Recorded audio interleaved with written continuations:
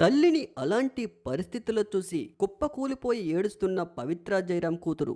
వివరాల్లోకి వెళ్తే రీసెంట్ గా పవిత్ర జయరాం గారు మార్నింగ్ షూటింగ్ కి వస్తుంటే హైదరాబాద్ నడిబొడ్డులో హైవేపై లారీ డాష్ ఇవ్వడంతో ఒక్కసారిగా కుప్పకూలిపోయారు. అయితే పవిత్ర జయరాం గారికి పెళ్ళై ఒక కొడుకు ఒక కూతురు కూడా ఉన్నారు. పిల్లల చిన్న వయసులోనే కూతురు కొడుక్కి తండ్రి దూరం అవడంతో తండ్రి లోటు లేకుండా పెంచారు పవిత్ర జయరాం గారు. ఇప్పుడు తల్లి కూడా దూరం అవడంతో కూతురు కొడుకు ఇద్దరు కూడా ఒంటరైపోయారు. పవిత్ర జయరాం గారు ఇక లేరు అనే వార్త వాళ్ళు తట్టుకోలేకపోతున్నారు.